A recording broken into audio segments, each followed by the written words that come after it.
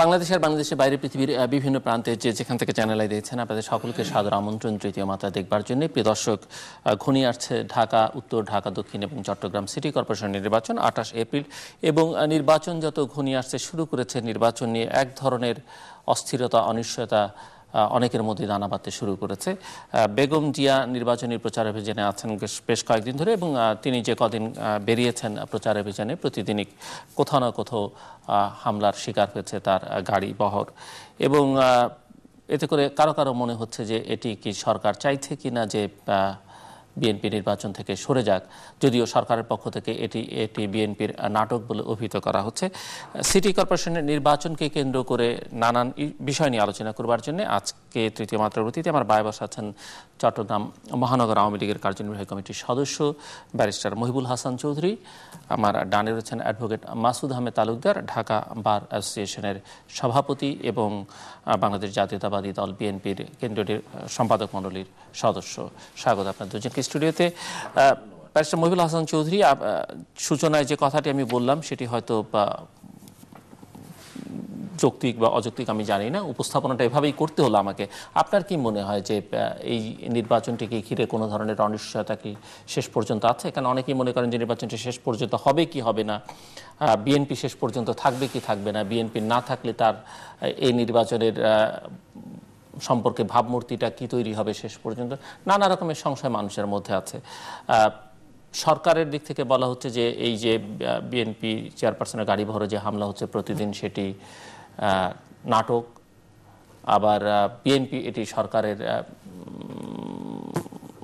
বিরুদ্ধে অভিযোগ করছে, সরকারি দলের বিরুদ্ধে অভিযোগ করছে। কোনো কোনো গণমাধ্যম সরকার সমর্থিত ছাত্র সংগঠনের কারা কারা এর সঙ্গে যুক্ত তাদের ছবি ছাপতে শুরু করেছে। মামলা হয়েছে আওয়ামী লীগের পক্ষ থেকে, আবার বিএনপির পক্ষ থেকে পাল্টা মামলা হয়েছে। সব মিলিয়ে পুরো পরিস্থিতিটাকে আপনি কীভাবে দেখছেন?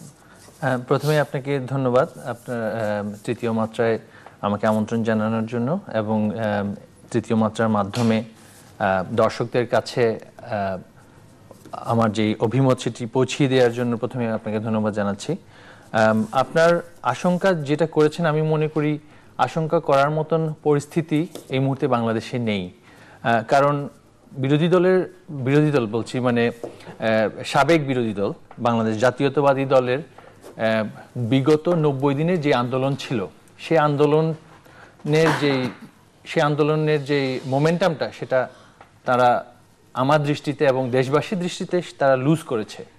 এবং বর্তমান পরিস্থিতিতে এই নির্বাচন ছাড়া তাদের জন্য এই পরিস্থিতি থেকে, এই রাজনৈতিক যে ডেডলক চলছে, এ থেকে বেরিয়ে আসা আমার মনে হয় না সম্ভব হবে। সুতরাং নির্বাচন নিয়ে আমার কোনো শঙ্কা নেই, কিন্তু শঙ্কা সেটা হচ্ছে নির্বাচন পরবর্তীকালে নির্বাচনের ফলাফল কি দুই জোট কি মেনে নেবে কিনা, অথবা আমাদের বাংলাদেশ জাতীয়তাবাদী দল কি নির্বাচন উত্তর যেই নির্বাচনে আসার আগে, নির্বাচনী শিডিউল ঘোষণা করার আগে যে সহিংসতা তারা যেভাবে করে উস্কে দিয়েছেন সেটির দিকে তারা ফিরে যাবেন কিনা, সেটা হচ্ছে আসলে মূল শঙ্কা বলে আমি মনে করছি। অ্যাডভোকেট মাসুদ আহমেদ তালুকদার, আপনাকে ধন্যবাদ। প্রিয় শ্রোতা এবং দর্শক মণ্ডলী, আসসালামু আলাইকুম। আমাকে আজকে আমন্ত্রণ জানাবার জন্য আমি আপনাকে ধন্যবাদ জানাচ্ছি।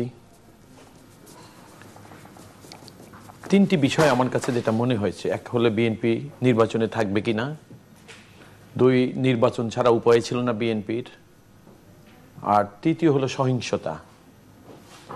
সহিংসতা সম্পর্কে আমি বরাবরই এক কথাই বলে আসছি যে সহিংসতা যারা করেন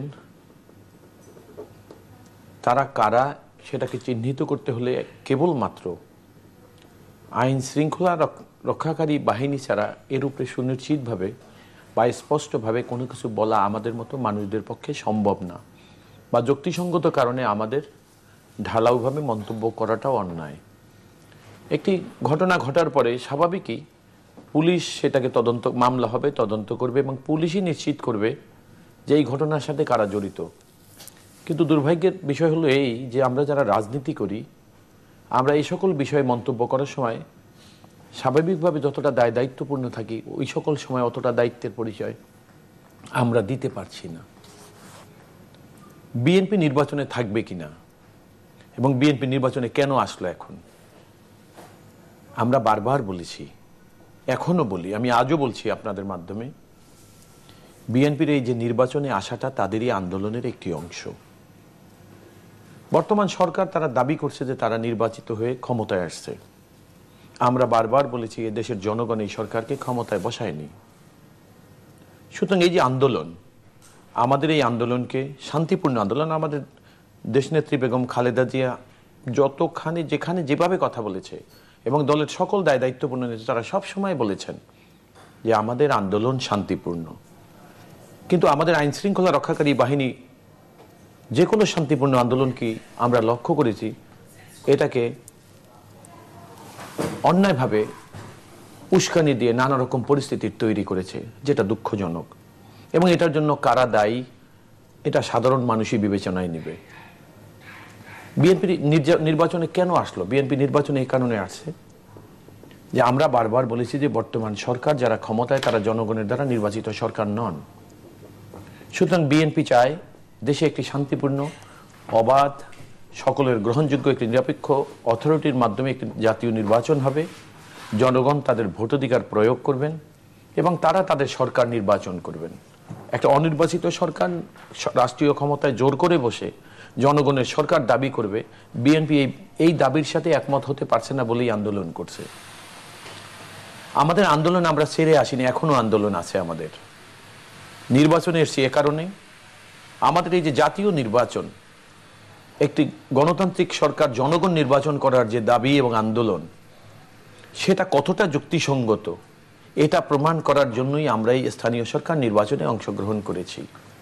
অর্থাৎ এই নির্বাচনে জনগণ যদি ভোট দিতে পারে, সরকার যদি কোনো রকম স্বেচ্ছাচারিতা বা স্বৈরাচারী মনোভাব গ্রহণ না করে এবং নির্যাতন না চালায়, আমি এক মিনিটে শেষ করে দিচ্ছি, তাহলে জনগণ স্বাভাবিকভাবেই সরকারের বিরুদ্ধে নীরবে ভোট দিবে। আর এই ভোট দিতে পারাটাই হলো এই যে সরকারের প্রতি যা সাধারণ জনগণের অনাস্থা যে আমরা দাবি করে আসছি সেটা প্রমাণিত হয়। জনগণ ভোট দিতে পারবে কি পারবে না সেটি নিয়ে আপনার মধ্যে কোনো সংশয় আছে কিনা? কারণ আপনারা বলছেন যে লেভেল প্লেইং ফিল্ড করতে হবে, সেই লেভেল প্লেইং ফিল্ড তৈরি হচ্ছে কিনা? আপনারা আপনাদের প্রধান দাবি ছিল যে নির্বাচনে সেনা মোতায়েন করতে হবে এবং নির্বাচন কমিশন সিদ্ধান্ত নিয়েছে যে 4 দিনের জন্য সেনা মোতায়েন করা হবে, তো যেটিকে অবশ্য আপনার দলের পক্ষ থেকে সাধুবাদও জানা হয়েছে। তো এটি তো একটা বড় অগ্রগতি, যদিও এখন আবার আপনারা বলছেন যে ম্যাজিস্ট্রেসি পাওয়ার দিতে হবে সেনাবাহিনীকে। নির্বাচন কমিশন অবশ্য মনে করে না যে সেটির কোনো প্রয়োজন আছে। দেখুন, আপনি যে কথাটা বলেছেন সেনাবাহিনী দাবিটা এখন শুধু বিএনপির নয়, বা আমরা যারা সেই দাবি তো পূরণ হয়েছে, আমি সেই কথাই বলছি যে এটা শুধু বিএনপির দাবি নয়। এখন যে সময় আমরা অতিবাহিত করছি, সময়ের দাবি হলো এই নির্বাচনকে নিরপেক্ষ করতে হলে সেনাবাহিনীর উপস্থিতি অত্যন্ত জরুরি। কারণ 3 বারের প্রধানমন্ত্রী যখন নির্বাচন প্রচারণায় আসেন তখন সরকারের ঊর্ধ্বতন মহলের উস্কানিতে তাদের সংগঠনের নেতা কর্মীরা যখন 3 বারের প্রধানমন্ত্রীর গাড়ির বহরে আক্রমণ করে পুলিশের উপস্থিতিতে এবং নিরাপদে তারা চলে যায়, মামলা করতে যাওয়ার পরে এই ঘটনাকে অবলম্বন করে তখন দেখা গেল সরকার দলের বা সরকারের উঁচু মহলের উস্কানির কারণে অপর একটি মামলা দিয়ে অপরাধ এবং নিরপরাধ এই দুইটা বিষয়কে একই অবস্থানে নিয়ে আসার যে অপকৌশল, এই অবস্থাগুলোই আসলে প্রমাণ করে যে নিরপেক্ষ নির্বাচন হতে হলে জনগণ যদি তাকে সত্যি করতে জনগণকে যদি তাদের ভোটাধিকার প্রয়োগের সুযোগ দেওয়া হয় তাহলে কেবলমাত্র সেনাবাহিনীর উপস্থিতি ছাড়া সম্ভব না। এখন সেনাবাহিনী যদি শুধু গাড়িতে আসে আর নির্বাচনের দিন তার ইচ্ছা মাফিক এখানে ওখানে অনিয়ম দেখবে, চলে যাবে, কোনো রকম ইন্টারফেয়ার করবে না, তাহলে আমার মনে হয় সেনাবাহিনীর সেই উপস্থিতি, অর্থাৎ এই নামমাত্র উপস্থিতি, সাধারণ মানুষের যে দাবি, সেনাবাহিনীর আসলে এখানে উপস্থিতিটা ইফেক্টিভ পার্টিসিপেশন থাকতে হবে। কোনো অপরাধীকে কোনো অপরাধ প্রবণতা তাদের সামনে যখন উপনীত হবে বা উপস্থিত হবে তখন সেনাবাহিনীর কার্যকরী ভূমিকা পালন করতে হবে। তাহলেই জনগণ, আমরা এবং সাধারণ মানুষ ভোট দেওয়ার বিষয়টা যে শঙ্কা আমরা অনুভব করছি এই শঙ্কা থেকে মুক্ত হব এবং সেনাবাহিনীকে নির্বাচন কমিশন যে সুষ্ঠু নির্বাচনের জন্য আহ্বান জানিয়েছে সেই বিষয়টিও আমাদের কাছে অতিমাত্রায় গ্রহণযোগ্য হবে। ব্যারিস্টার চৌধুরী, আমি এখানে প্রথমে বলতে চাই যে সেনাবাহিনীর উপস্থিতির বিষয়টিতে সরকারের পক্ষ থেকে কোনো ধরনের অবজেকশন কিন্তু প্রথমে ছিল না। একটি রাষ্ট্রীয় বাহিনী র্যাবের পক্ষ থেকেই বলা হয়েছিল যে বর্তমানে সেনাবাহিনীর যে ইফেক্টটা নির্বাচনে পড়ার কথা ছিল সেটা র্যাব বা অন্যান্য বাহিনী দ্বারা পূরণ করা সম্ভব হবে। তবুও নির্বাচন কমিশন, স্বাধীন নির্বাচন কমিশন, র্যাবের দিক থেকে এটি বলা সমীচীন কিনা? র্যাব বা পুলিশ র্যাবের পক্ষ থেকে তাদের যে তাদের রিসোর্স বিবেচনায় তারা মনে করেছেন যে তারা সেনাবাহিনীর মতন নিরপেক্ষভাবে তাদের যে রিসোর্সটাকে ডিপ্লয় করা সেটা তারা করতে পারবেন, সেটা তারা তাদের অভিমত দিয়েছে। একটা যে কোনো বাহিনীর প্রধান কিন্তু তাদের অভিমত দিতে পারেন। আলটিমেটলি সিদ্ধান্তটা নেবেন হচ্ছেন আমাদের নির্বাচন কমিশন, এবং নির্বাচন কমিশন সিদ্ধান্ত সঠিক নিয়েছেন যে সেনাবাহিনীর উপস্থিতি জনমনে একটা সাহসের সঞ্চার করবে, এবং সেই সাহসের কারণে নির্বাচন যে সুষ্ঠু হওয়ার যে দাবিটা সেটা পূরণ হবে বলে নির্বাচন কমিশন মনে করছেন। এখন ব্যাপারটা হচ্ছে সেনাবাহিনীকে ম্যাজিস্ট্রেসি পাওয়ার দেওয়ার ক্ষেত্রে যে বিএনপি থেকে যে দাবিটা উঠে এসছে, আমি মনে করি সেটা কিছুটা সাংঘর্ষিক এজন্যই যে সেনাবাহিনী তো আসলে দেশের সার্বভৌমত্ব রক্ষার জন্য একটা বাহিনী, এবং তার যে লিমিটেশনসগুলো আছে সেখানে তাকে যদি ম্যাজিস্ট্রেসি পাওয়ার দেয়া হয়, সেনাবাহিনীকেই আলটিমেটলি কিন্তু আপনি বিতর্কিত করছেন মানে সম্পূর্ণ সার্বিক অবস্থা বিবেচনায়। কারণ নির্বাচনে একটা পক্ষ বিজয়ী হবে, সরকার সমর্থিত জোটের প্রার্থী হয়তো বিজয়ী হবেন, বা 20 দলীয় জোটের বা যে কোনো কমিউনিস্ট পার্টির সমর্থিত প্রার্থীও জয়ী হতে পারেন, কিন্তু দায়টা যেন সেনাবাহিনীর দিকে যেন সেটা না পড়ে, সেজন্য আমাদের সবারই দল মত নির্বিশেষে সবারই উচিত যে আমাদের সেনাবাহিনী আমাদের শৌর্যবীর্যের প্রতীক, তাদেরকে বিতর্কের ঊর্ধ্বে রাখাটা এটা আমি মনে করি রাজনৈতিক, এবং এটা আমাদের একটা রাজনৈতিক দায়িত্ব, এবং এই দায়িত্বটা তো বাংলাদেশ জাতীয়তাবাদী দল সেই দায়িত্বটা আমি মনে করি না সঠিকভাবে পালন করছেন। কারণ পূর্বে আমরা দেখেছি নানান ঘটনাচক্রে বেগম খালেদা জিয়া সেনাবাহিনীকে জড়িয়ে নানান ধরনের মন্তব্য তিনি করেছেন গত 5 বছরের বিগত সময়কালে, সরকারের সময়কালে, এবং সেগুলোর রিপারকেশনগুলো কিন্তু ভালো হয়নি। কারণ সেনাবাহিনীকে উস্কে দেওয়ার একটা সবসময় একটা প্রচেষ্টা ছিল বলে আমি মনে করি বেগম খালেদা জিয়ার।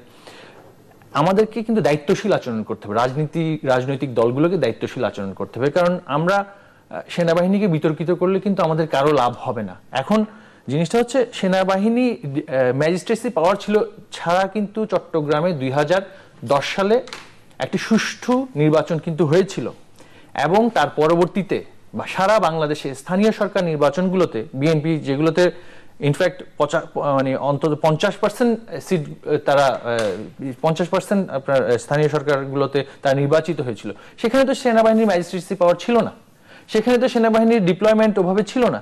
তো প্রশ্ন হচ্ছে আমার, দেশের গণতন্ত্রকে প্রাতিষ্ঠানিক রূপ দিতে নির্বাচন কমিশনকেই শক্তিশালী করার জন্য, এবং দেশের যে সরকারের যে রিসোর্সগুলো আছে সেগুলোকে নিরপেক্ষভাবে ডিপ্লয় করার জন্য সেনাবাহিনীকে সবখানে ব্যবহার করাটা আমি মনে করি না সমীচীন। কারণ আলটিমেটলি আমার সিভিল অ্যাডমিনিস্ট্রেশনকে কিন্তু নির্বাচনকে সুষ্ঠুভাবে পরিচালনার দায়ভার নিতেই হবে, যেই কারণে আমাদের মহামান্য সুপ্রিম কোর্ট বলেছেন যে তত্ত্বাবধায়ক সরকার যে কারণে বাতিল হয়ে গিয়েছে, যে অগণতান্ত্রিক একটি সরকারের সেটা বলেছেন, এবং আমাদের সাংবিধানিক যে ধারার সাথে সেটা মিলে না, সাংবিধানিক আদর্শের সাথে মিলে না, তত্ত্বাবধায়ক সরকার বাতিল করা হয়েছে। ঠিক অনুরূপভাবে সেনাবাহিনীকে যদি আপনি বিতর্কিত করেন, ঠিক যেমনি করে তত্ত্বাবধায়ক সরকার আমার সুপ্রিম কোর্টকে বিতর্কিত করেছিল, ঠিক তেমনি করেই আমি সেনাবাহিনীকে বিতর্কিত করার প্রক্রিয়া থেকে এবং সেই ইচ্ছা থেকে আমরা মনে করি আমাদের প্রত্যেক রাজনৈতিক দলকেই বিরত থাকা উচিত। এবং বর্তমানে যেহেতু বিগত সরকারের সময় স্থানীয় সরকার নির্বাচনগুলো সুষ্ঠুভাবে সম্পন্ন হয়েছিল, সেই ধারাবাহিকতা থেকে আমি মনে করি সেনাবাহিনীর ম্যাজিস্ট্রেসি পাওয়ার তো দূরের কথা, আমি মনে করি তাদের ডিপ্লয়মেন্টেরও আসলে ওরকম প্রয়োজন নেই। কিন্তু তবুও নির্বাচন কমিশন মনে করেছেন যে সেটা করলে বোধহয় নির্বাচনের গ্রহণযোগ্যতার বিষয়টা বিতর্কিত হবে না, তারা করেছেন। কিন্তু এর বেশি আর প্রয়োজনীয়তা আছে বলে আমি মনে করি না। আর যদি এটা করা হয় তাহলে আমি মনে করব যে দেশের একটি ইম্পর্টেন্ট বাহিনীকে আমরা বিতর্কিত করার পরিকল্পনা করছি। Thank you. দেখুন, বাংলাদেশের যত উন্নয়ন কাজ হচ্ছে এই সরকার এবং অতীতের সরকারের আমলে, বেশিরভাগ উন্নয়ন কাজে ইনফ্রাস্ট্রাকচার ডেভেলপমেন্ট যে কাজগুলো দেশে হয়েছে, রোড, কালভার্ট, ব্রিজ, এগুলায় সেনাবাহিনীর কি অবদান এটা কিন্তু জাতির সবাই জানি। তো এত সকল উন্নয়ন কাজ, এত সকল কিছুতে জাতির যে কোনো দুর্যোগ মুহূর্তে ঝড় ঝান্ডা যখন আসে জাতির, তখন কিন্তু সেনাবাহিনী সবচেয়ে অগ্রণী ভূমিকা পালন করে। তারা জনগণের সাথে মিশে। সেনাবাহিনীর ভাবমূর্তি যদি এ সকল কাজের বিনষ্ট না হয়, তাহলে নির্বাচনে যখন সরকারের ঊর্ধ্বতন মহলের, আমি ওই কথা যাওয়ার আগে আরেকটা কথা বলি, এখনো র্যাবকে নির্বাচন কমিশন আহ্বান করেনি যে আপনারা একারাই নির্বাচনের আইন শৃঙ্খলা রক্ষা করার দায়িত্ব পালন করুন। এই নির্বাচন কমিশনের আহ্বানের আগেই স্বেচ্ছায় কেন তারা বলতেছে শুধু আমরাই পারবো? আর আপনি জানেন যে র্যাব একটা বিতর্কিত সংগঠনে রূপান্তরিত হয়েছে ইদানিংকালে। আমি র্যাবের পক্ষে বিপক্ষে বলার জন্য নয়, আমি এটাই জন্য বলছি যে বর্তমান বাস্তবতা হলেই যে র্যাব অনেক বিতর্কিত অবস্থায় উপনীত। র্যাব যতক্ষণ পর্যন্ত তার পূর্বের ভাব মর্যাদায় ফিরে না যাবে, ততক্ষণ পর্যন্ত র্যাবের প্রতি আস্থা রাখা খুব কষ্টকর বিষয় হয়ে দাঁড়ায় বলেই আমার কাছে প্রতীয়মান হয়। সরকারের অনেক ঊর্ধ্বতন মহল নির্বাচন কমিশনের সাথে, যারা নির্বাচন ফেয়ার চায়, তারা দাবি করেছে সেনাবাহিনীর উপস্থিতি।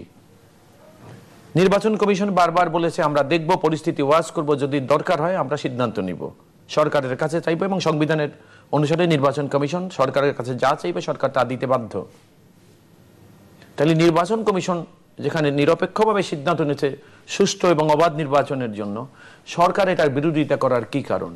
তাহলে দেশের সকল উন্নয়ন কাজে যখন সেনাবাহিনীর অংশগ্রহণ সেনাবাহিনীকে বিতর্কিত করে না, তাহলে এই সেনাবাহিনী একটা নির্বাচনে যখন কোনো সরকার বা সরকার সমর্থিত দলের প্রার্থীদের পক্ষে যখন সন্ত্রাস করতে চায়, সেটাকে যদি নিয়ন্ত্রণ করা হয় দেশের মানুষের বৃহৎ স্বার্থে, এই একটি কাজ করলে কেন সেনাবাহিনী এতটা বিতর্কিত হবে বলে ওনারা ধারণা করছেন?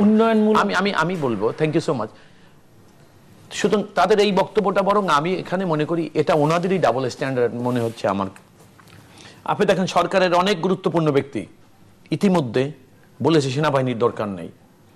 আর আমার বন্ধু যে কথাটা বলেছেন, আমি সবিনয়ে ওনাকে স্মরণ করিয়ে দিতে চাই। আপনারা জানেন যে বেগম খালেদা জিয়ার অনেক সুনামের মধ্যে একটা সুনাম হলেন তিনি অনেক অল্প কথা বলেন। তিনি মানুষকে চেষ্টা করেও খুব কর্কশ বা কটু কথা বলে আঘাত বা আহত করতে পারেন না। আমি আজকে আমরা টেলিফোন সংলাপ শুনেছি, আমি সেখানে কর্কশ ভাষায় কে কথা বলেছেন সেটা আমি আপনাকে বলবো, বেগম খালেদা জিয়া বাংলাদেশ সেনাবাহিনী সম্পর্কে কখনো আপত্তিকর কোনো মন্তব্য করেননি। এটা আমি অত্যন্ত দায় দায়িত্বের সাথে আপনাকে এবং দেশবাসীর কাছে আমি বিনয়ের সাথে নিবেদন করছি। বেগম খালেদা জিয়া কখনো, কারণ বেগম খালেদা জিয়া জানেন এই সেনাবাহিনীর সাথে বেগম খালেদা জিয়ার ব্যক্তিগত এবং জাতিগতভাবে যে একটা ঐক্যবদ্ধ, একটা সবচেয়ে কঠিন একটি আস্থা এবং বিশ্বাস জড়িত, এটা কখনো বেগম খালেদা জিয়া ভুলছেন বলে আমার মনে হয় না। তবে আমি যে কথাটা আমি বলি, টেলিফোন সংলাপের কথা বলছেন তো আপনি, বেগম খালেদা জিয়ার কথাগুলো অনেক দৃঢ়চেতা ছিল।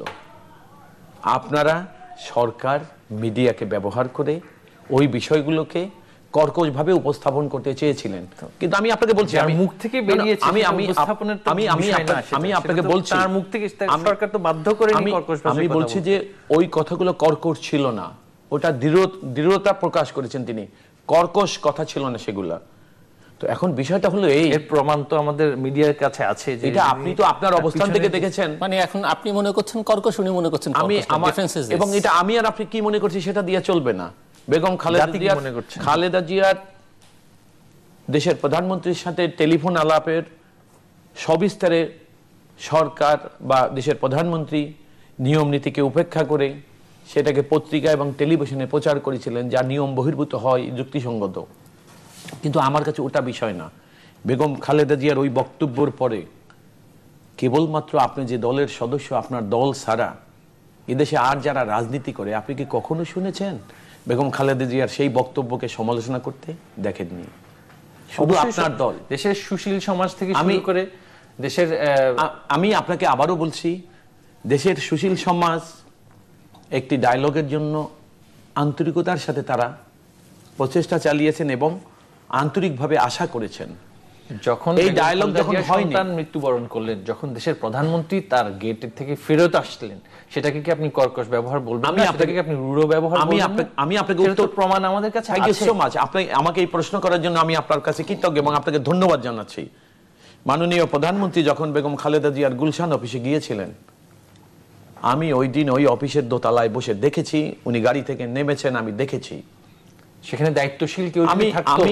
আমি থেকে দেশের প্রধানমন্ত্রীকে বিতাড়িত করা। আমি আপনাকে আবারও বলছি, ওখানে অনেক দায়িত্ববান মানুষ ছিলেন। বেগম খালেদা জিয়া তার ছেলেকে হারিয়ে আপনারা জানেন অচেতন ছিলেন। তিনি চৈতন্যে থাকার মতো অবস্থা ছিল না, এটা আমার যে বেশি ওইখানে আর কেউ জানে না, যেহেতু আমি নিজে শারীরিকভাবে উপস্থিত ছিলাম। আমি অত্যন্ত বিচলিত।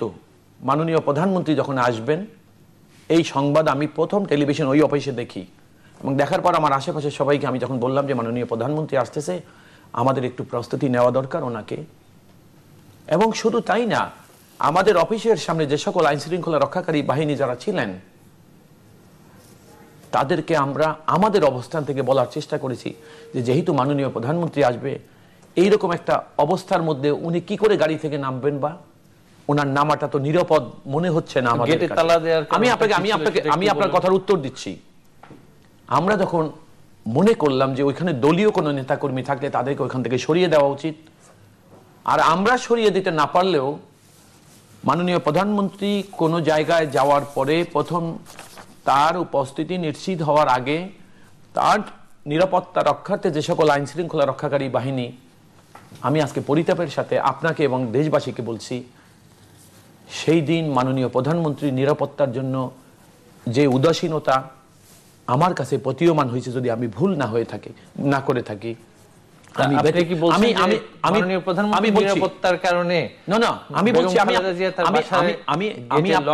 আমি আপনাকে উত্তর দিয়েছি। উনি খালেদা জিয়ার অফিসে গেছেন, অর্থাৎ ওই দিন আমাদের মনে হয়েছে যে উনি যে অবস্থায় এখন উনি এখানে এসে নামলেন, ওই অবস্থাটা আমাদের কাছে বিব্রতকর মনে হয়েছে। কেন আমি সেই কথার উত্তর দিচ্ছি। মাননীয় প্রধানমন্ত্রী মাতৃত্বের আমি জানি আমি জানি উনি যখন ওনার হাজবেন্ড, প্রধানমন্ত্রীর হাজবেন্ড যখন মারা যায় বেগম খালেদা জিয়ার সামনে, আমি ওনার স্বামীর বাড়িতে গিয়েছিলাম। সেইখানে দরজায় তালা না, আমি ওটা বলছি না, শোনেন আমি কথা বলে দিচ্ছি, আপনি আমাকে 1 মিনিট ধৈর্য ধরে শুনেন, আমি আপনাকে পরিষ্কার করে দিচ্ছি। আমরা যখন নিজেরা চেষ্টা করলাম যে দলীয় লোকজন ওখানে থাকলে তাদেরকে আমরা সরিয়ে দেব এবং জানি নির্বিঘ্নে উনি ঢুকতে পারেন, কিন্তু দুর্ভাগ্যের বিষয় হলো এই যে আমরা যখন ভিতর থেকে বাইরে যাওয়ার চেষ্টা করলাম, আমরা মানে কি, আমি দোতলা থেকে সামনে একটু চলে আসি, বিশেষ করে ব্যারিস্টার মওদুদ সাহেবকে আমি অনুরোধ করেছি, স্যার আপনি সামনে অগ্রসর হন। কিন্তু দুর্ভাগ্যের বিষয় কি আপনি জানেন যে আমাদের ওই যে অফিসের বাইরে তালা বন্ধ ছিল। আর আপনি বেগম খালেদা জিয়ার কথা বলেছেন, উনি তো অচেতন ছিলেন। ওনার বাড়িতে ওই সময় কে আসছে? আপনি বলছেন যে বাইরে থেকে তালা বন্ধ, 100% তালা বন্ধ ছিল। আমরা বহুবার চেষ্টা করেছি, আমরা উপস্থিত আইন শৃঙ্খলা রক্ষাকারী বাহিনী, বেগম খালেদা জিয়ার নিরাপত্তায় কারা তালা বন্ধ করলো সেটি তাহলে জানা উচিত যে ওই অফিসটা তখন পুলিশের নিয়ন্ত্রণে। আমি ওই দিনও সেদিন খালেদা জিয়ার সাথে দেখা করতে গিয়েছি। আপনারা যখন আপনারা তো ঢুকেছেন, প্রচুর লোক সেদিন ওই ভবনে ঢুকেছে। জি, আমরা ঢুকেছি, তখন তো তালা বন্ধ, না তালা খোলা ছিল, কিন্তু পুলিশ আমাদেরকে চেক করতো। আচ্ছা, কিন্তু যখন মাননীয় প্রধানমন্ত্রী আসবেন শুনলাম আমরা, এবং আমরা যখন একটু আমাদের মধ্যে চঞ্চলতা আশাটাই স্বাভাবিক, মাননীয় প্রধানমন্ত্রী আসতেছে, এটা খুব যুক্তিসঙ্গত ভাবেই আমরা একটু মানসিকভাবে প্রস্তুতি নেওয়াটাই, যে দেশের প্রধানমন্ত্রী আছে আর তাকে তো সম্মানের সাথে গ্রহণ করা আমাদের দায়িত্বের অংশ। কিন্তু যখন দেখলাম যে বাড়িতে খালেদা জিয়ার অফিস, খালেদা জিয়া ওই বাড়িতে আছেন অসুস্থ অচেতন, আর তার বাড়ির তালা বন্ধ করে রাখছে পুলিশ।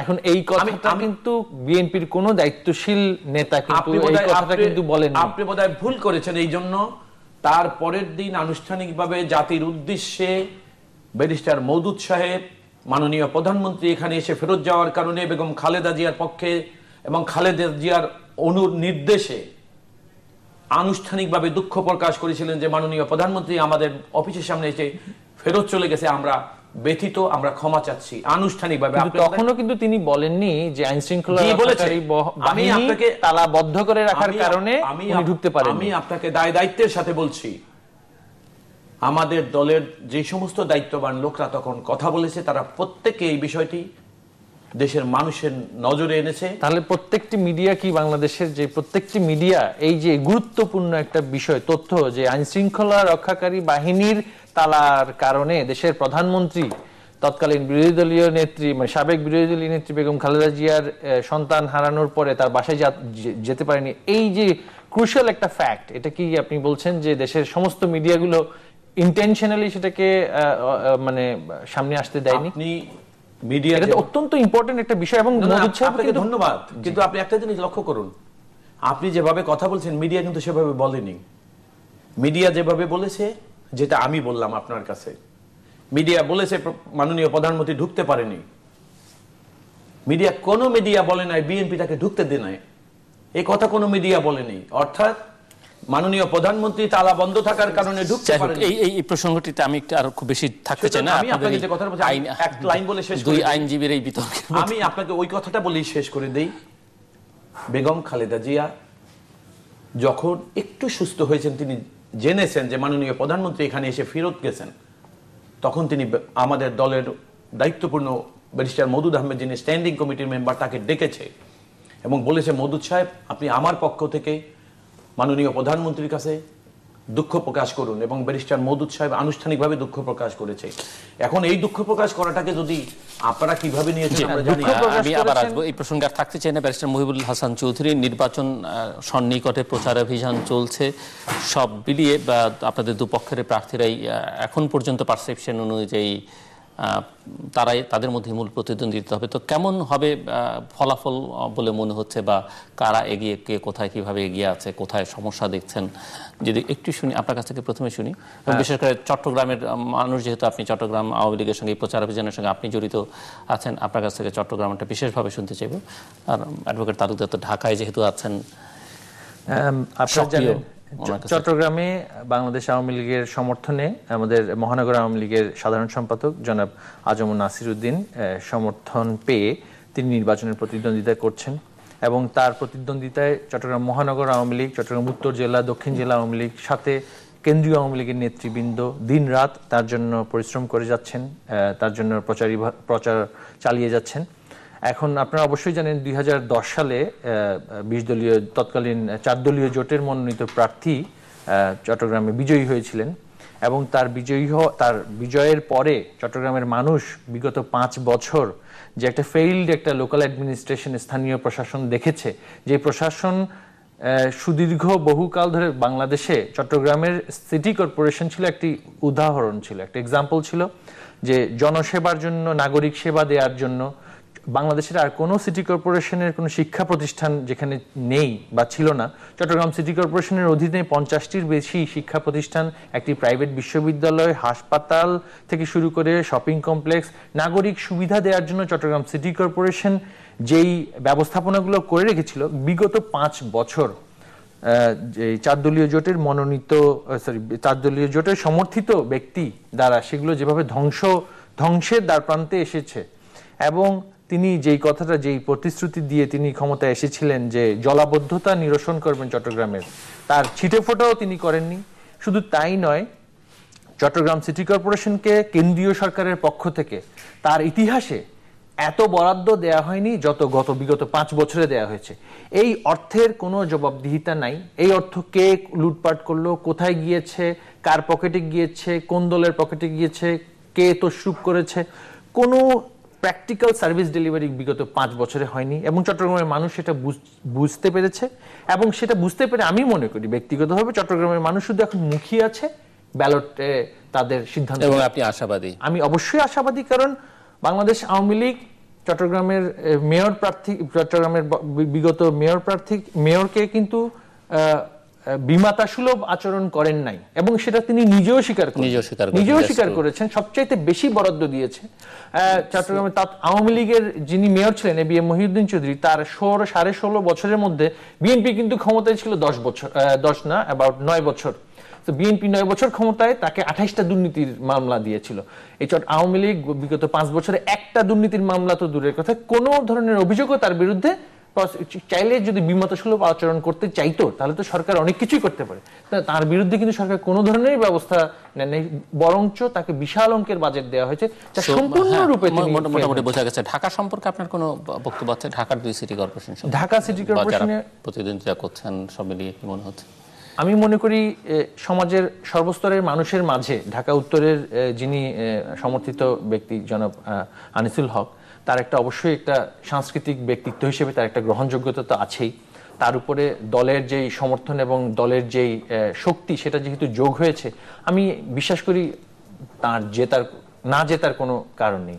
আর দক্ষিণের কথাটাতে প্রথমে কিছুটা অবশ্যই কনফিউশন ছিল, দক্ষিণে বাংলাদেশ আওয়ামী লীগ থেকে কে সমর্থন পাবেন সেটা নিয়ে প্রথম দিকে কিছুটা বিভ্রান্তি থাকলেও আমরা জানি বাংলাদেশ আওয়ামী লীগ একটি সুশৃঙ্খল দল এবং সেখানে যাকে মনোনয়ন দেওয়া হয়েছে তার জন্য প্রত্যেক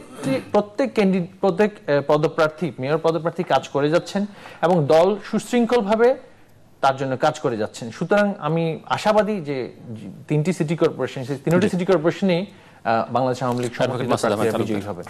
আপনাকে ধন্যবাদ। আমার বন্ধু যেটা বলেছেন যে ওনার বাবার নামে 28টা দুর্নীতির মামলা হয়েছিল, এই মামলাগুলো যদি মিথ্যা হয়ে থাকে তাহলে আমি দুঃখ প্রকাশ করছি। আর মঞ্জুর আলম সাহেবের নামে গত 5 বছরে এই যে বর্তমান সরকার দেশ চালাচ্ছে, যাদের সবচেয়ে বড় উপাধি হলো যে মিথ্যা মামলা দেওয়ায় যারা সবচেয়ে চ্যাম্পিয়ন, তারা মঞ্জুর আলমের নামে মামলা দিতে পারে না। এটা থেকেই প্রমাণ করে যে মঞ্জুর আলম একজন সৎ মানুষ। আর উন্নয়নের কথা বলেছেন, সৎ মানুষ নাকি বাজেট ইমপ্লিমেন্টেশনে ফেইলড মানুষ, সেটা কিন্তু চট্টগ্রামের মানুষের কাছ থেকে জাস্ট হিয়ার মি।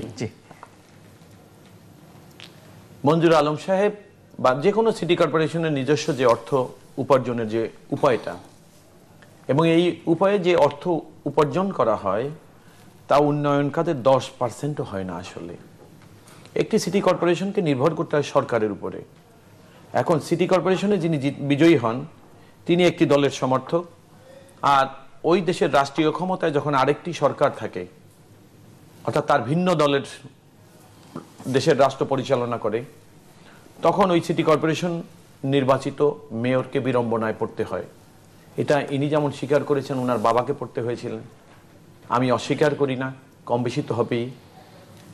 মঞ্জুর আলমকে যে কথাটা উনি বলছেন, মঞ্জুর আলম কোনো কাজই করেননি, অর্থাৎ মঞ্জুর আলম কাজ, আপনি দেখেন যে মঞ্জুর আলমের সম্পর্কে আজকে চিটাগংয়ের, অর্থাৎ আমরা তো এখন সিটি কর্পোরেশন স্থানীয় সরকার নির্বাচনটা একটি দলীয় নির্বাচন হয়ে গেছে, রাজনৈতিক দলীয় নির্বাচন। আপনি দেখুন এই 14 দলীয় লোক ছাড়া দেশের সাধারণ নাগরিকরা চট্টগ্রামের সিটি কর্পোরেশনে নির্বাচিত মেয়র যিনি পদত্যাগ করে এবারও দ্বিতীয়বারের মতো 20 দলীয় জোটের সমর্থন নিয়ে নির্বাচন করছে, তার বিরুদ্ধে সাধারণ নাগরিক সমাজের আজ পর্যন্ত কোনো অভিযোগ আপনি কোথাও পেয়েছেন কিনা? কোন রকম কোনো মিডিয়া দিয়েছে কিনা? এক কাজ করলেই তো অভিযোগ পাবেন। এটা এই জন্য কারণ উনি কাজ করেছেন, উনি দুর্নীতি করেননি, সে কারণে ওনার বিরুদ্ধে মামলা হয়নি এবং উনি কোনো সাধারণ নাগরিক ওনার বিরুদ্ধে আজ পর্যন্ত কোথাও কোনো অভিযোগ উপস্থাপন করেনি।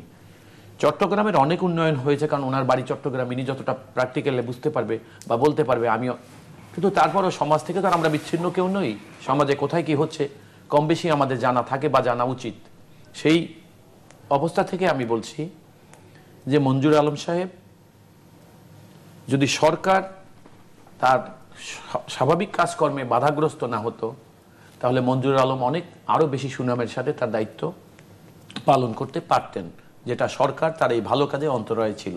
এটা আমার কাছে প্রতীয়মান। রাস্তায় ঝাড়ু দেওয়ার জন্য তো সরকারের অন্তরায়টা আসলে মূল বিষয় না। রাস্তার ঝাড়ু তো আর মঞ্জুর আলম দিবে না, না ওনার তার যে টিম সেটা তো ডিপ্লয় করতে না। আমি ওই জন্যই আমি বলেছিলাম যে মঞ্জুর আলম ব্যর্থ মেয়র হিসাবে চিটাগংয়ের সাধারণ নাগরিক বা ওই চট্টগ্রাম সিটি কর্পোরেশনের নাগরিকদের তরফ থেকে আপনার এবং আপনার সমর্থিত দল এবং জোটের বাইরে সাধারণ মানুষের কাছ থেকে মঞ্জুর আলমের বিরুদ্ধে নির্বাচনে প্রার্থী হওয়ার পর দ্বিতীয়বারে আমি এমন কিছু শুনি নাই বা দেশের পত্রিকায় এমন কিছু দেখি নাই যে মঞ্জুর আলম এই ক্ষেত্রে ব্যর্থ হয়েছে। সুতরাং যদি ব্যর্থ তিনি হন তাহলে আগামী নির্বাচনই হবে তার ব্যর্থতার সঠিক জবাব। কিন্তু অবস্থা বাস্তবিকভাবে আমরা যা দেখেছি তাতে আমার কাছে মনে হচ্ছে যে মঞ্জুর আলম বোধহয় আগামী নির্বাচনের চাইতে আরো ব্যাপক ভোটে এবার নির্বাচিত হতে যাচ্ছেন, যেটা আমার কাছে মনে হচ্ছে। চট্টগ্রামের কথা বলছেন আনিসুল হক, বলছেন একজন সাংস্কৃতিক ব্যক্তিত্ব। সিটি কর্পোরেশনের মেয়র তো আসলে নাটক করার জন্য কেউ কাউকে নির্বাচন করে না, কিন্তু সামাজিকভাবে গ্রহণযোগ্য একজন ব্যক্তিত্বের তো একটা গ্রহণযোগ্যতা থাকবেই সমাজে। আমি সেই প্রেক্ষাপটে বলেছি। আমি আপনাকে বলি, একটা সমাজ এখন মুশকিল হলো কি, আমাদের দেশে প্রধানমন্ত্রী যখন বক্তৃতা দেন তখন বলেন যে 16 কোটি মানুষ, উনি কত কোটি ভোট পেয়েছেন এটা ভুলে যান। আমরা যারা বক্তৃতা দিই আমরাও বলি প্রধানমন্ত্রী তো একজন এমপি, যেহেতু আমরা এটা আসলে একটা রং ইনফরমেশন হবে যদি বলেন যে 16 কোটি মানুষের ভোটে, আসলে তো ইন্ডিভিজুয়াল কনস্টিটিউয়েন্সি থেকে নির্বাচিত।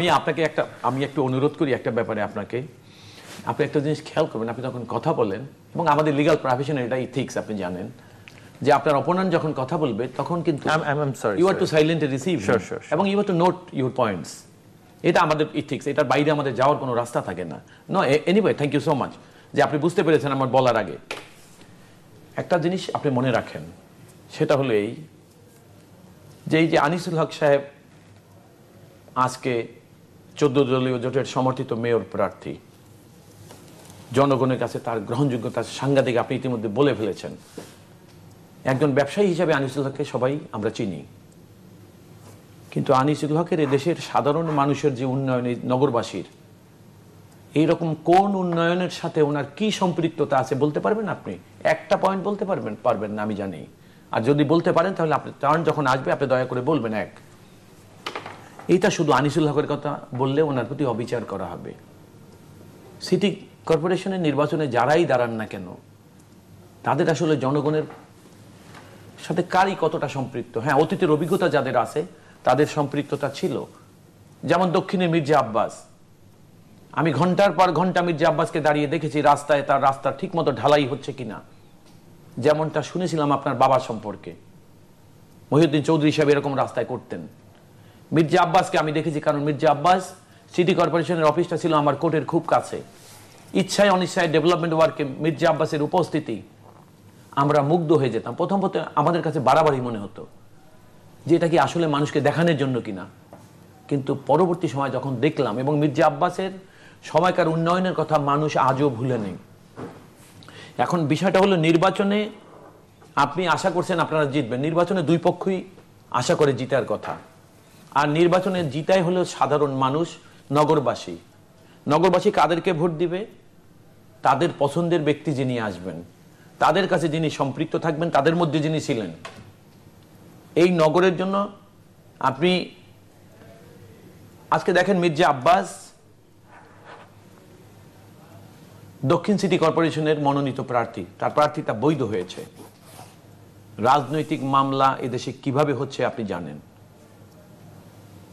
এই রাজনৈতিক মামলায় মির্জা আব্বাস হাইকোর্টে গেলেন, মুক্তভাবে জামিন নিয়ে মুক্তভাবে তিনি নির্বাচনে অংশগ্রহণ করবেন।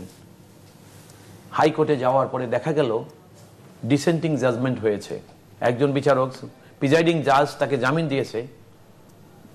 সেকেন্ড জাজের সাধারণ নিয়মে তার সাথে জামিনের ক্ষেত্রে বিরোধিতা করা, ইট ওয়াজ মোস্ট আনপ্রেসিডেন্টেড। বরং তাকে সমর্থন করাটাই যুক্তিসঙ্গত ছিল, কিন্তু সেটা করেনি। আপনি দেখুন 28 তারিখ এই সিটি কর্পোরেশনের নির্বাচন, মির্জা আব্বাস হাইকোর্টে যায়, 2 দিনের জন্য তাকে বাসায় অ্যালাউ করা হলো, কোনো মানুষের সাথে কথা বলতে পর্যন্ত বারণ করা হলো। মির্জা আব্বাসের ওয়াইফ, আপনি লক্ষ্য করেছেন কিভাবে একজন মহিলা চেষ্টা করে যাচ্ছে মানুষ নিয়ে। আমি যে কথাটা আপনাকে বলতে চাচ্ছি, লেভেল প্লেইং ফিল্ড।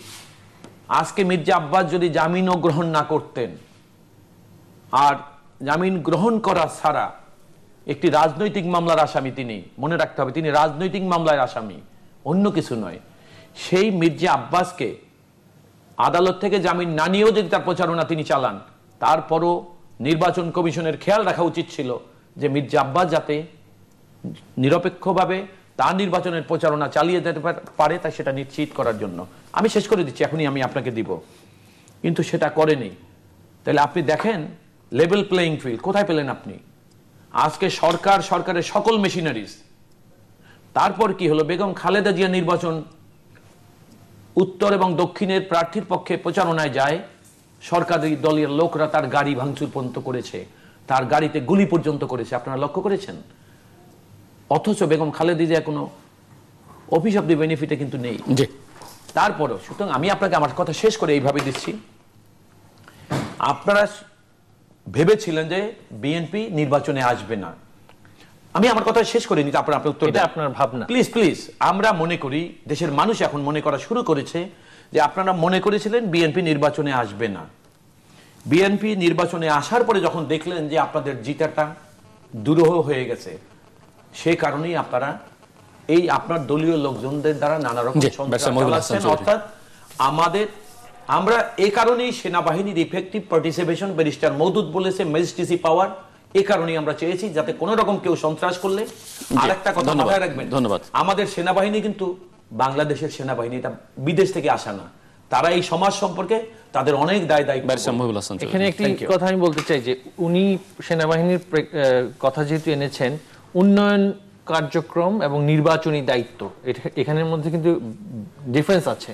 নির্বাচনী দায়িত্বে রাজনৈতিক একটা ডাইমেনশন থাকে, উন্নয়নমূলক কার্যক্রমে কিন্তু রাজনৈতিক কোনো ডাইমেনশন থাকে না। উন্নয়নমূলক কার্যক্রমে পরিকল্পনা থাকে, সেই পরিকল্পনার বাস্তবায়ন হয়। সেই ক্ষেত্রে সেনাবাহিনীর মতন একটা চৌকস একটা বাহিনী সেই পরিকল্পনা বাস্তবায়নে চমৎকারভাবে কাজ করে যাবে এবং কাজ করেছে। আমরা দেখেছি হাতিঝিল প্রজেক্ট দেখেছি, বর্তমান বাংলাদেশ সরকারের জননেত্রী মাননীয় প্রধানমন্ত্রী জননেত্রী শেখ হাসিনার অধীনে এবং তার পরিকল্পনায় দেশের বৃহৎ প্রকল্পগুলো বাংলাদেশ সেনাবাহিনীর মাধ্যমে তিনি পরিচালনা করছেন এবং সুষ্ঠুভাবে বাস্তবায়ন করছেন। সেইখানে কিন্তু রাজনৈতিক কোনো বিতর্কের কোনো প্রশ্ন আসে না এবং থাকার কোনো ব্যাপারও আসছে না। কিন্তু নির্বাচনী দায়িত্বটা ভিন্ন, যেখানে বিএনপি স্থানীয় সরকার নির্বাচনে সেনাবাহিনী ছাড়া, যেখানে বিগত সরকারের সময় সেগুলোতে অংশগ্রহণ করেছিল, আজকে তারা এখানে একটা জুজু তৈরি করছেন, একটা উস্কানি দেওয়ার চেষ্টা করছেন। এবং বেগম খালেদা জিয়া আমরা দেখেছি উস্কানি দিয়েছেন, ইট ইজ অন রেকর্ড। আর উনি বলছেন যে জনাব আনিসুল হকের ব্যাপারে উনি বলেছেন। আমি শুধু এখানে একটি প্রশ্ন করতে চাই, বিএনপি রাজনৈতিক দেউলিয়াত্ব এখন এমন একটা পর্যায়ে পৌঁছেছে যেখানে তারা দেশের মানুষকে আগুনে পুড়িয়ে, পেট্রোল বোমায় পুড়িয়ে, বোমাবাজি করে শত শত মানুষ হত্যা করার পর ঢাকা উত্তরে তাদের কোনো প্রার্থী তারা খুঁজে পাচ্ছেন না। অবশেষে জীবনে রাজনীতি করেন নাই, আমি রাজনীতিতে নতুন এসেছি, কিন্তু বাংলাদেশ আওয়ামী লীগের রাজনৈতিক প্রক্রিয়ার সাথে আমার বয়স যখন 7 তখন থেকে আমি সম্পৃক্ত ছিলাম। আমরা রাসেল বলে একটা সংগঠনের সাথে সম্পৃক্ত ছিলাম এবং বাংলাদেশ আওয়ামী লীগের প্রত্যেকটা কর্মীর একটা রাজনৈতিক একটা অংশগ্রহণ আছে।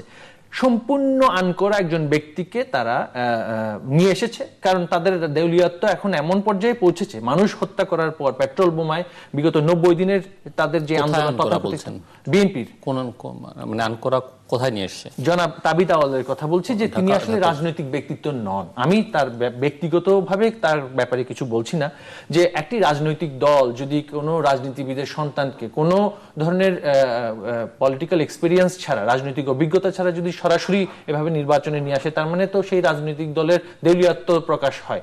আর সমাজের সকলের কাছে গ্রহণযোগ্য একজন ব্যক্তিত্বকে আওয়ামী লীগ সমর্থন দিয়েছে। তিনি তো রাজনৈতিক ব্যক্তিত্ব নন, তিনি রাজনৈতিক ব্যক্তিত্ব নন, কিন্তু তিনি এফবিসিসিআই এর প্রেসিডেন্ট হিসেবে তিনি সফলতার পরিচয় দিয়েছেন বলে আমি মনে করি। তিনি একটা প্রতিষ্ঠান চালিয়েছেন, তিনি প্রতিষ্ঠান চালাচ্ছেন, এবং শুধু তাই না, তার সাথে সমাজের প্রত্যেক স্তরের মানুষের সাথে ব্যাপক তার সমর্থন আছে, তার সাথে যোগাযোগ আছে। সেখানে যিনি জীবনে মানুষের সাথে সেভাবে অংশগ্রহণ করতে পারেননি, তাবিত আওয়াল, তাকে বিএনপি দিয়েছে। আমার বক্তব্য হচ্ছে সেটা একটা রাজনৈতিক দলীয়তার প্রমাণ, কারণ তাদের অবস্থা এখন এমন হয়েছে যে তারা প্রার্থী খুঁজে পাচ্ছেন না। মির্জা আব্বাসকে দিয়েছে। বিগত 5ই জানুয়ারি নির্বাচনের পর এবং সেই সময় থেকে শুরু করে এখন পর্যন্ত 500 জন মানুষের উপরে তারা হত্যা করে, আগুনে পুড়িয়ে হত্যা করেছে। একটা দিনের জন্য বেগম খালেদা জিয়া বার্ন ইউনিটে যাননি। আজকে যখন উনি রাস্তায় বেরিয়েছেন, তো রাস্তায় মানুষ তাকে জুতা দেখাবে না, তো কাকে জুতা দেখাবে? তিনি মানুষকে যখন পুড়িয়ে, যখন হাসপাতালে যখন তিনি পাঠিয়েছে, তার উস্কানিতে, তার সরাসরি নির্দেশে, যেখানে সারা দেশে, যেখানে বিএনপি নেতারা বলেছেন যে মেট্রিক পরীক্ষার কি প্রয়োজন আছে, যেখানে বিএনপি নেতারা বলেছেন রাজনৈতিক আন্দোলনের জন্য এখন এগুলো সব বন্ধ থাকতে পারে, এবং সেই রাজনৈতিক আন্দোলন বলতে তারা বুঝাচ্ছেন মানুষ পুড়িয়ে মারা, মানুষকে হত্যা করা। সেখানে যেখানে উনি বার্ন ইউনিটে একদিনের জন্য যান নাই, সেটা এখন আপনারা বলতে পারেন যে হ্যাঁ ষড়যন্ত্রমূলকভাবে পেট্রোল বোমা দেওয়া হয়েছে, তার কি একদিনও উচিত ছিল না বার্ন ইউনিটে গিয়ে? মির্জা আব্বাস সম্পর্কে আপনি কিছু বলতে চাইছিলেন? মির্জা আব্বাস সম্বন্ধে আমি বলতে চাচ্ছি, মানে আমি এই প্রসঙ্গটা পাল্টাবো, সো আপনি খুব 30 সেকেন্ডসে বলেন। মির্জা আব্বাস তিনি নির্বাচনে এসেছেন, তিনি আইডেন্টিটি বেইল পান নাই হাইকোর্ট থেকে, সেটা বিচারাধীন একটা বিষয়ের ব্যাপারে আমি কোনো কমেন্ট করতে চাই না। তার স্ত্রী এখন আছেন, এবং আমরা জানি মির্জা আব্বাসের রেকর্ড, সমাজের মানুষ জানে যে তার সময়কালে, তিনি গণপূর্ত মন্ত্রী থাকাকালে তিনি কি করেছেন, এটা সবাই জানে। এই ব্যাপারে আমি আর কোনো কমেন্ট করতে চাই না, কারণ এখন নির্বাচনী সময়কালে কোনো ব্যক্তির ব্যাপারে আমি আসবো আপনার কাছে। খুব বেশি না, 1 মিনিটে এই প্রসঙ্গটা আমি একটু উত্তর দিয়ে নিচ্ছি। দেখুন, জাতীয় নির্বাচন যখন হয়, ভোটারবিহীন যে নির্বাচনের বর্তমান সরকার, এই সরকারে তখনও আমাদের কথা ছিল, প্রক্রিয়ার মধ্যে তখনও আমাদের কথা ছিল যে নিরপেক্ষ নির্বাচন তত্ত্বাবধায়ক সরকারের অধীনে এবং সেনাবাহিনীর উপস্থিতিতে। সেনাবাহিনী উপস্থিতি থাকে এই জন্য কারণ সেনাবাহিনী একটা জাতীয় প্রতিষ্ঠান, এটা সরকারের নয়। উনি ফিরিস্তি দিলেন সেনাবাহিনীর, আমার কথা উনি আবার ওইভাবেই বললেন যে সেনাবাহিনী এই উন্নয়ন কাজ করেছে। সেনাবাহিনী উন্নয়ন কাজ করেছে রাজনৈতিক সরকারের অধীনে।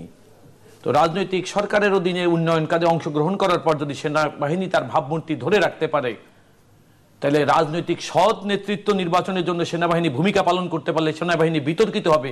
ওনারা কেন ভাবেন এটা? এটা আসলে ওনাদের একটা কৌশল। সেনাবাহিনী থাকলে ওনারা যেভাবে সন্ত্রাস চালাতে চাচ্ছে ওইটা চালাতে পারবে না, এই জন্য সেনাবাহিনীকে ভয় পাচ্ছে, এবং ওটা সেনাবাহিনীর উপস্থিতিতে হওয়া সম্ভব নয়। আমার আর একটা কথা, তাবিদ আউয়াল সম্পর্কে উনি বলেছেন, তাবিদ আউয়াল আসলে যোগ্য লোক হওয়াটাই বোধহয় তাদের বিবেচনায় অযোগ্য হয়েছে।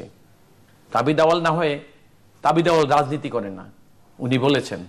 আনিসুল হক কি রাজনীতি করেন? আনিসুল হক নিজে প্রার্থী হওয়ার প্রথম অবস্থায় যখন প্রার্থী ঘোষণা করে বলছে আমি আওয়ামী লীগ করি না, আমি রাজনীতি করি না, উনি বলেছেন।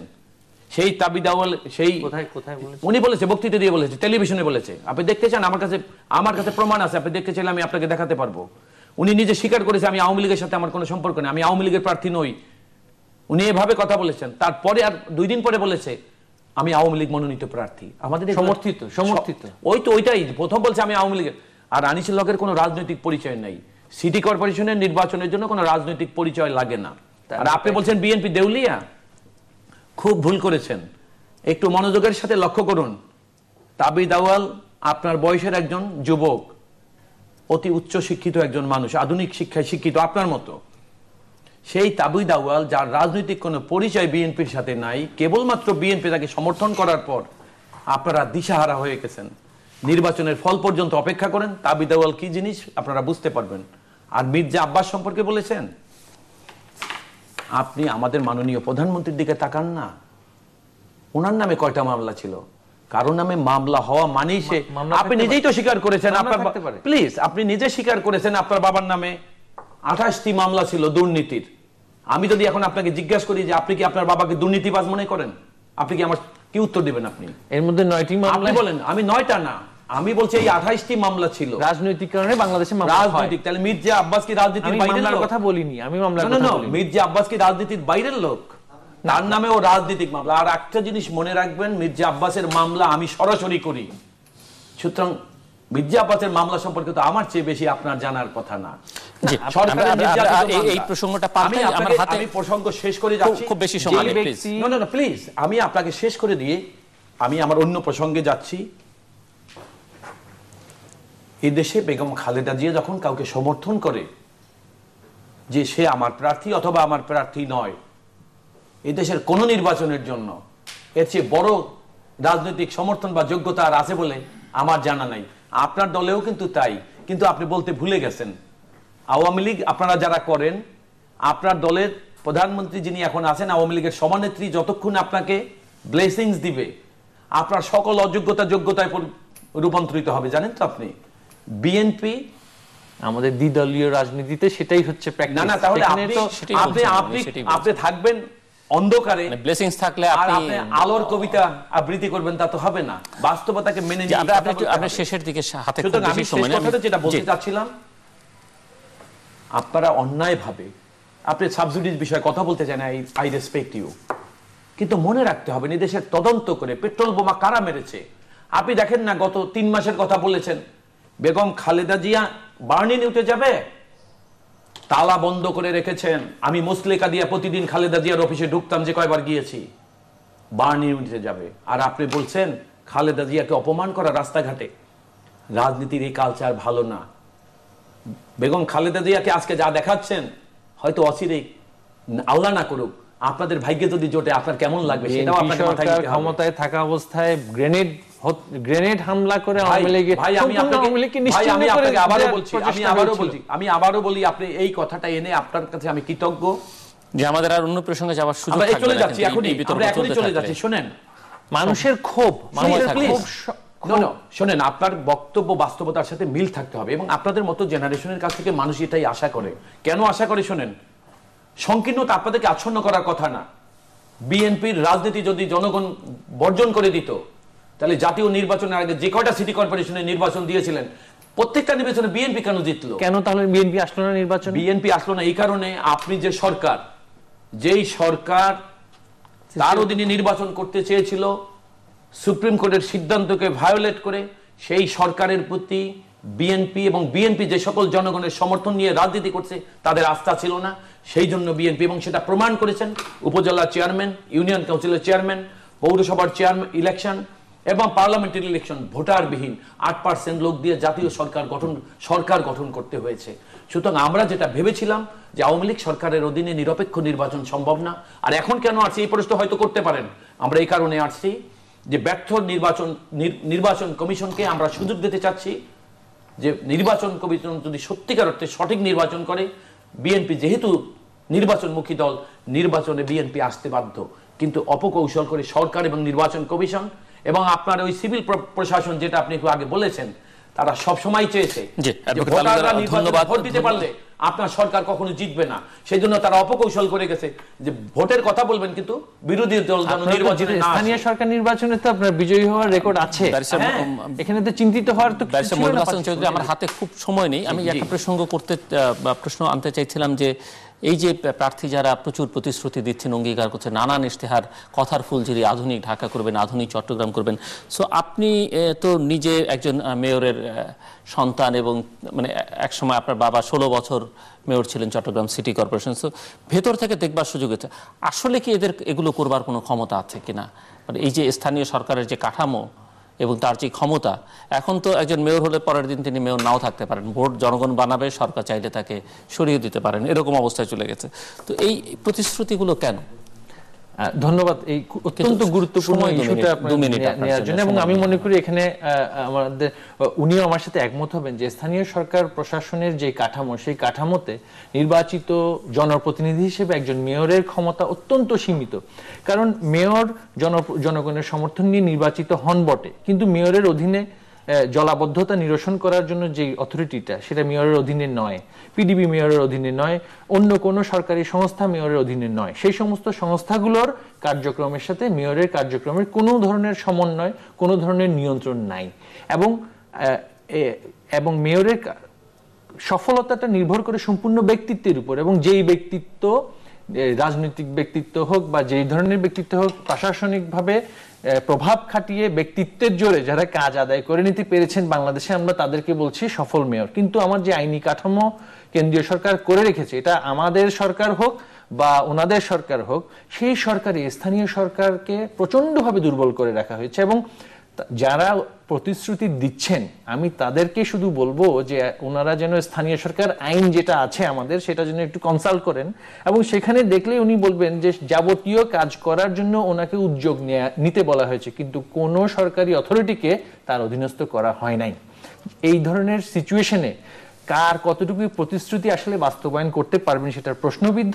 এবং আমি মনে করি এখানে যিনি আছেন আমাদের প্রতিপক্ষ রাজনৈতিক দলের, তিনিও আমার সাথে এগ্রি করবেন যে স্থানীয় সরকার কাঠামোটাতে ব্যাপক সংস্কারের প্রয়োজন আছে। কারণ কেন্দ্রীয় সরকারের সর্বময় ক্ষমতার যেই প্রবণতা আমাদের দেশে আছে, সেই প্রবণতাটাকে যদি না কমানো যায় এবং স্থানীয় সরকার কাঠামোতে যদি আমূল পরিবর্তন না আনা যায়, তাহলে আসলে স্থানীয় সরকার এটা একটা আসলে কি কারণে আমরা রেখেছি, এটার কোনো উত্তর আমি দিতে পারবো না। কারণ আমি নিজেই দেখেছি যে মেয়রের আসলে এবং এই যে মেট্রোপলিটন গভর্নমেন্ট বা নগর সরকার, আপনার বাবা সাদেক হোসেন খোকা, মোহাম্মদ হানিফ, ওনাদের একটা প্রত্যেকেরই কমন একটা প্র্যাকটিক্যালি দেখেছেন যে metropolitan police commissioner he doesn't care unless you are a very powerful politician, যে তাকে আপনি কিন্তু আইনের মধ্যে কিন্তু তার কোনো ধরনের জবাবদিহিতা মেয়রের প্রতি নেই। কিন্তু মানুষ কিন্তু যখন পানি উঠবে তখন মানুষ কিন্তু দোষ দিচ্ছে তার নির্বাচিত মেয়রকে।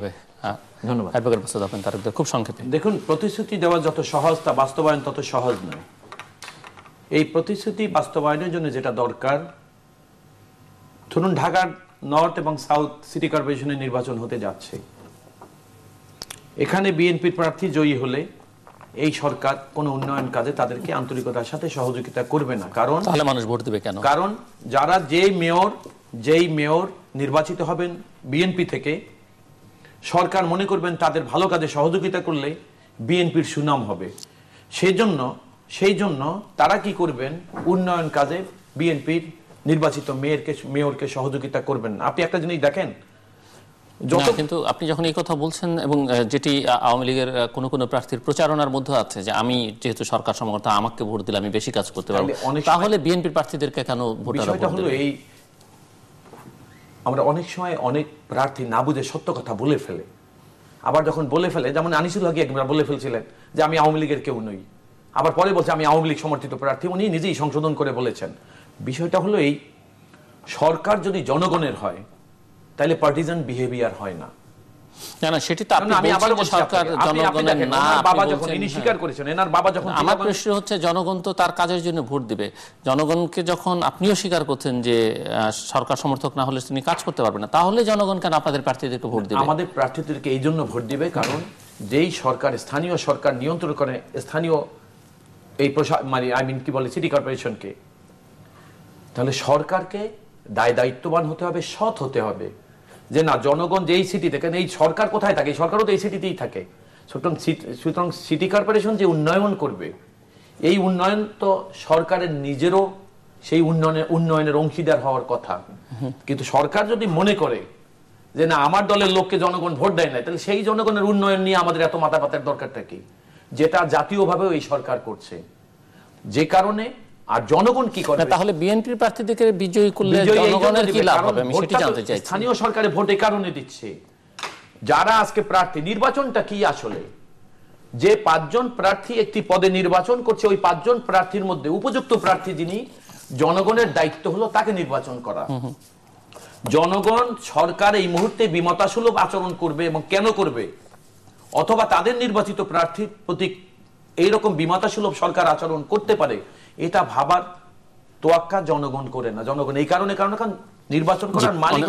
অনেক ধন্যবাদ। সুতরাং সরকার যদি বিমতাসুলভ আচরণ না করে, তাহলে যে সকল প্রতিশ্রুতি তারা দিচ্ছেন তার সামান্য হলেও বাস্তবায়ন করা সম্ভব। দর্শক, আমরা অনুষ্ঠানের শেষ প্রান্তে তৃতীয়মাত্রা সম্পর্কে আপনারা লিখতে পারেন ডাকে, ইমেল, SMS এর মাধ্যমে, ইন্টারনেট, আমাদের অফিসিয়াল ওয়েবসাইট অথবা সোশ্যাল নেটওয়ার্কগুলোতে যেসব পেজ রয়েছে সেই সব পেজে আপনাদের মতামত রাখতে পারেন। আর আপনাদের মতামতই আমাদের অনুষ্ঠান তৃতীয় মাত্রা আপনি দেখতে পাবেন প্রতি বৃহস্পতিবার এবং শুক্রবার বাংলাদেশ আমার রাত 2টোয়, বুধবার দুপুর 11:30 এবং শুক্রবার দুপুর 1:05 দেখবার আমন্ত্রণ হলো অ্যাডভোকেট মাসুদ আহমেদ তালুকদার এবং ব্যারিস্টার মহিবুল হাসান চৌধুরী। অসংখ্য ধন্যবাদ আপনার দুজনকেই। দর্শক, আমরা কথা বলছিলাম আসন্ন সিটি কর্পোরেশনের নির্বাচন নিয়ে, এবং একটি চাওয়া এখন জনগণের, ভোটারদের, যে সবাই নির্বিঘ্নে নিশ্চিন্তে ভোট কেন্দ্রে যাবেন, ভোট দিবেন, এবং জনগণের যে ভোটারদের যে পছন্দের প্রার্থী, অধিকাংশ ভোটার যাকে ভোট দেবেন তিনি যেন বিজয়ী হতে পারেন, যে কোনো দলের হতে পারেন, যে কোনো পক্ষের হতে পারেন তিনি। এবং আমরা আশা করব যে এই আকাঙ্ক্ষাটি বাস্তবায়নে সরকারের দায়িত্ব যেতে বেশি, সরকার সৎ থাকবে, সচেষ্ট থাকবেন। একইভাবে অন্যান্য রাজনৈতিক পক্ষ যারা অংশ নিচ্ছেন তাদেরও দায়িত্ব আছে, কারণ তারাও অভিযোগের বাইরে নয়, তাদের ক্রিয়াকলাপ যে প্রশ্নের ঊর্ধ্বে সেটিও বলা যাবে না, কাজে তাদের ভূমিকাটাও ইতিবাচক হওয়া বাঞ্ছনীয়। এবং সেই সঙ্গে এই নির্বাচনের পরে স্থানীয় সরকার কাঠামোর যে আমূল সংস্কার দরকার, এই আলোচনা উঠে এসেছে, সেটির সেই বিষয় নিয়ে যারা বিজয়ী হবেন তারা এবং সম্ভব হলে যারা পরাজিত হবেন তাদের নিয়ে এটি আসলে আন্দোলন, নাগরিক আন্দোলন গড়ে তোলাটাই হবে নির্বাচিত মেয়র এবং কাউন্সিলরদের প্রধান কাজ। কারণ এর বাইরে সেটি না হলে তারা কিন্তু নামে মাত্র ছোট জগন্নাথ হয়ে থাকবেন। যেসব প্রতিশ্রুতি দিচ্ছেন এটি মোটামুটি সবাই জানেন, যাদের বোধবুদ্ধি আছে যে এগুলো প্রতিশ্রুতি দেওয়ার জন্য তারা দিয়েছেন, আসলে তাদের তেমন কোনো ক্ষমতা নেই। দর্শক, আমাদের সঙ্গে থাকবার জন্য অসংখ্য ধন্যবাদ। আপনাদের সবার জন্য শুভকামনা।